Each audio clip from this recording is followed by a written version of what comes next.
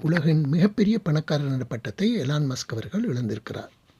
செவ்வாய்க்கிழமை மாலை அதிர்ச்சியூட்டும் வகையில் வலுவான வருவாய் அறிக்கைக்கு பிறகு எலான் மஸ்கின் சொத்து மதிப்பு குறைந்துள்ளதால் அவர் உலகின் மிகப்பெரிய பணக்காரர் என்ற பட்டியலிலிருந்து விலக்கப்பட்டார்.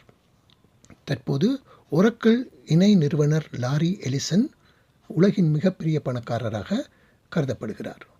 அவரின் நிகர மதிப்பு $385 பில்லியனை தாண்டியுள்ளதாக ப்ளூம்பெர்க் தெரிவித்திருக்கின்றது.